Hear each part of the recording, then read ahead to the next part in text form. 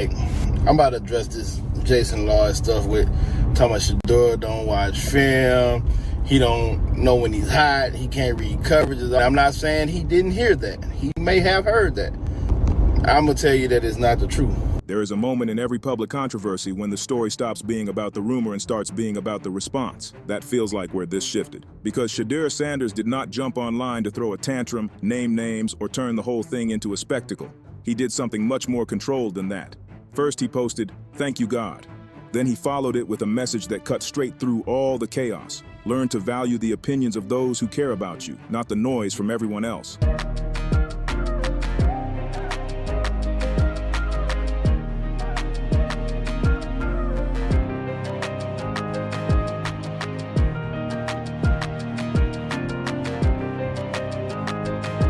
That is not the language of somebody unraveling. That is the language of somebody who sees exactly what is happening and refuses to let it define him. And that is why this matters beyond one tweet, beyond one player, beyond one round of internet drama. Because what has been circling around Shedeur for a while now is bigger than football gossip. It is a case study in how quickly speculation gets dressed up as reporting, how easily platforms reward accusation, and how comfortable people become speaking on somebody's character without ever proving a thing. We got to have more common sense to understand when things are being said that aren't true. Regardless of whoever's trying to paint what narrative or whatever the reason they're doing it, I don't know, but clearly it's ill will behind it. At the center of it is a young quarterback carrying one of the heaviest spotlights in pro football. He is Deion Sanders' son. He is Cleveland's quarterback. He is already a magnet for opinion after his first season in the NFL. That kind of visibility attracts attention, but it also attracts opportunists. And that is where this has gone off the rails. Because the loudest voices around this story have not all been breaking down tape or offering honest analysis. A lot of them have been pushing insinuations, repeating things they say they heard, leaning on unnamed sources, and presenting rumors with the confidence of fact. That is where the line gets crossed. There is a difference between having an opinion and building a narrative on gossip. There is a difference between commentary and character damage. And once you have a large platform, that difference matters even more. If you are speaking to a massive audience, you do not get to shrug off that responsibility. You do not get to say, well, somebody told me. You do not get to toss a claim into the air, let it spread, and then disappear behind vague sourcing when people ask where it came from. If you are going to make a public accusation about a public figure, especially a young athlete, then the burden is on you to know what you are talking about. Otherwise, what you are doing is not journalism. It is not insightful. It is not fearless commentary. It is reckless. And that is what makes Shedeur's response so effective. He did not descend into the mud with everybody else. He did not let the noise set the tone. He reminded people, in a few simple words, that not every voice deserves equal weight. That is the part a lot of people miss when they talk about public pressure. The challenge is not just dealing with criticism. The challenge is knowing which criticism deserves your attention at all. That was the real line he drew. Not everybody with a microphone matters. Not everybody with a following has earned credibility. Not everybody talking about you should have access to your piece. So when Shedeur says to value the opinions of people who care about you, he is saying something bigger than ignore the haters. He is setting a standard. He is identifying the difference between support and noise, between investment and exploitation, between people who actually want to see you grow and people who only want a reaction.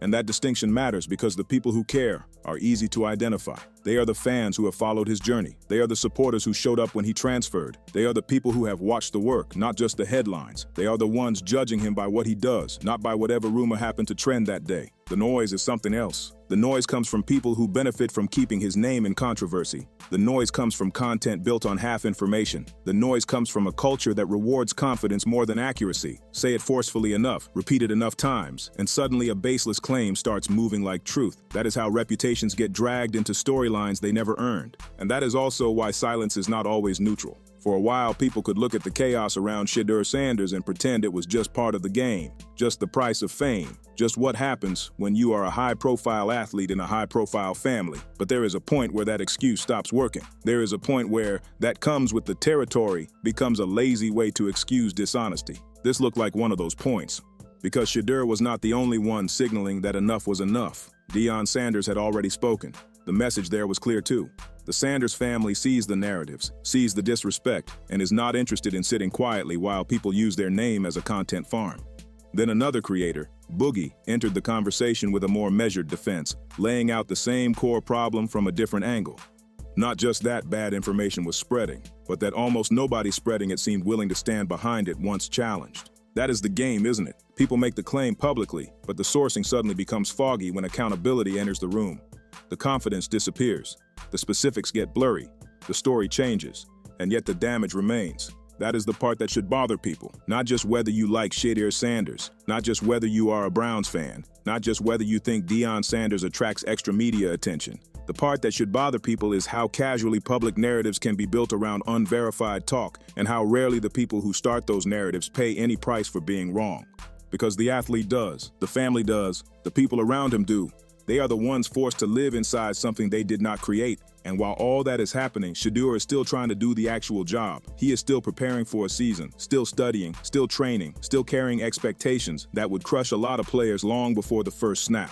That context matters, because it is easy to forget that public figures do not experience rumor as entertainment. They experience it as interruption, as distraction, as pressure, as something they have to carry while the rest of the world scrolls past it.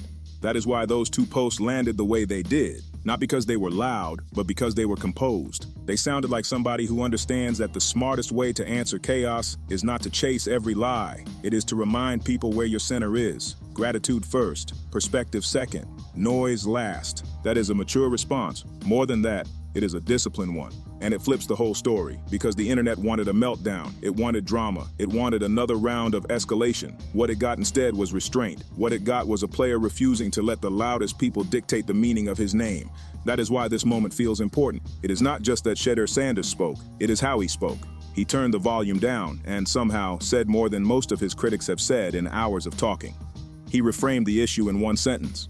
The important voices are the ones rooted in care, not the ones feeding on attention. That is a lesson bigger than sports. It applies to anyone living under public judgment, anyone trying to build something while strangers narrate their life from a distance, anyone learning that visibility attracts both support and distortion. Once enough people are watching, you have to decide whose voice gets through the gate. Shedeur's answer was clear: not everybody gets in, and maybe that is the most telling part of this whole situation. The people trying hardest to shape the story are not necessarily the people closest to the truth. Sometimes they are just the people most willing to talk. Those are not the same thing. So now the story moves forward with a sharper line in place. The Sanders family has made it clear they are paying attention.